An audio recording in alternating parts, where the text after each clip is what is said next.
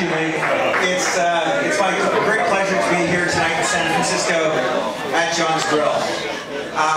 As Lee mentioned, a few months ago he gave me a call, and it was something that a little bit of a shock when he said that the Hammett family had heard about my eagle, and I'm just going like, really? No way.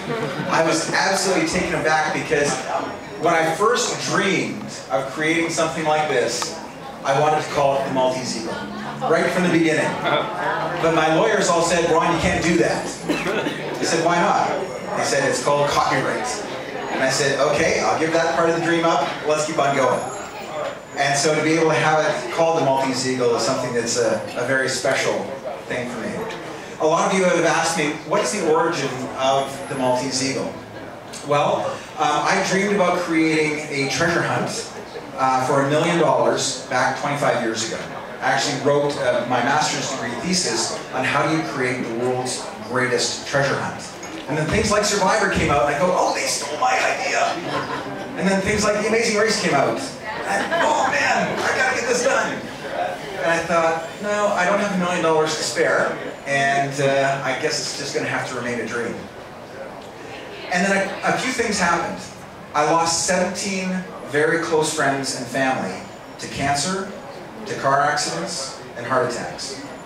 One of them was my mother, one of them was my brother, but the one that impacted me the most was my sister-in-law. She was one of the most magnificent people you can ever imagine meeting. She was a PhD in English literature, very well traveled, and her name was Gabby.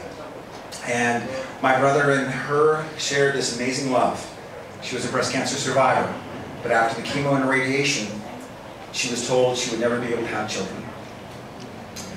During this time, I was hit by a drunk driver from behind at 100 miles an hour.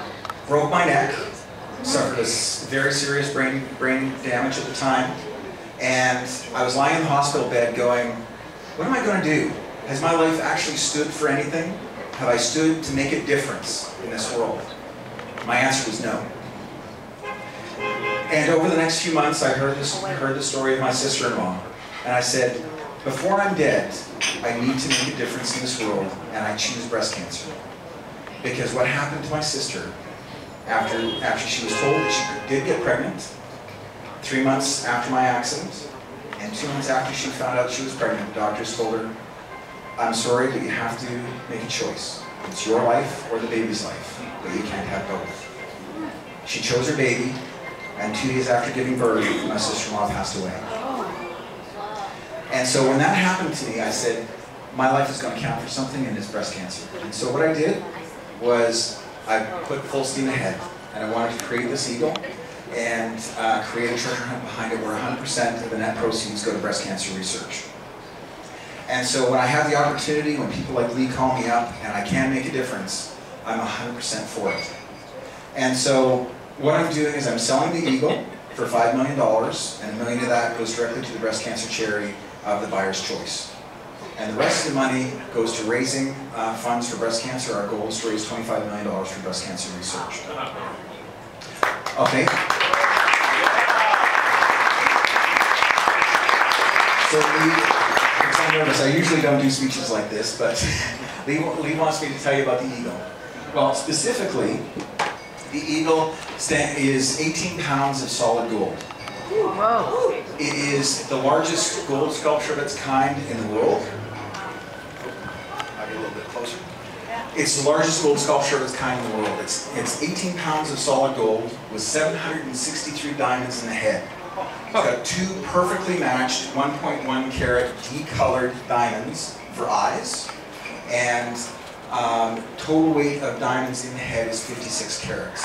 Oh my God. The eagle itself took 4,000 hours to create. Somebody here tonight said, well, I'm in jewelry. That sounds like a lot of time. And I said, you know what? To design something like this, I went through, I think it was 53 gold casting people, and I said, can you cast something like this for me? And they said, are you nuts? Is this some sort of craziness? Nobody cast something that big. I said, well, this is what I want to do. And so I found a casting person in New Jersey who could actually cast it. Because when you're casting in gold, it's not the same as silver or bronze or anything like that. It's a very unique process. And so we had it cast, and then that was only the beginning of it. There was so much more work. We actually went through 7 craftsmen to try and figure out how you could make it look real.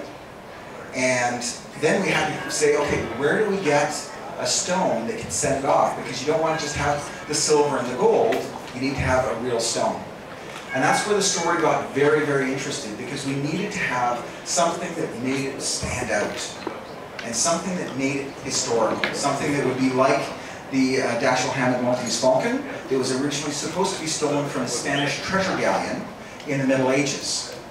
And so what we did was, the best story about treasure hunting is from Mel Fisher's treasure. He discovered the Atocha shipwreck that sank in 1622. And after almost 400 years, Mel Fisher's group from Florida found the Atocha. And in 1985, he found it. And just beside, 100 feet from the main pile of all the gold and silver that they found Emerald City. 13,500 carats of emeralds. The emerald that we see is the largest cut emerald from that shipwreck. That emerald actually was given by Mel Fisher to his wife Dale Fisher for 15 years of searching and staying with them. And staying with them on that search, because it was a long time before they found it. Now the interesting thing is, they actually lost a son during that search, and so that emerald meant so much to Dale. What happened was, in 1992, Dale looked at that emerald and said, you know what? I want to make this something very special and very unique. I want to cut it. And they said, are you crazy? It's over 25 carats. How are you going to do that? They said, this is something very special. So what she did was she brought it out to California, where the best emerald cutter in the nation was, and they had it cut. It brought it down to 12.72 carats. And as a result, it's the largest cut emerald from the Atocha shipwreck. It's also the most unique, because the story behind it was Mel passed away from cancer in 1999. His wife Dale also had cancer at the time that I was approaching the Fisher family to try and get this emerald. So I went to Sean and Kim Fisher, Mel Fisher's son and grandson, and I said, I'm looking for a very special emerald to put in this statue. We want to raise money for breast cancer research. Can you help us? They said, you know what? We have a Atocha Star emerald, but my mother is dying of cancer up in Idaho. We need to ask her permission. So they flew up to Idaho while she was on her deathbed and said, Mom, can we use the Atocha Star and provide it to Ron Shore at a reasonable price for him to put it in the Golden Eagle, in the Maltese Eagle now? She said, I would love to. And 2 weeks later, she passed away from cancer. So the Fisher family has been very kind and very gracious to helping us out with this project and providing really the centerpiece of the Golden Eagle and creating that 400-year history behind the statue. And with the love and work that went into it, we wanted to make sure it was befitting of the name Maltese, because it was something that we originally wanted, and we said, if we're going to associate our names with it, we need to make sure it really is something amazing.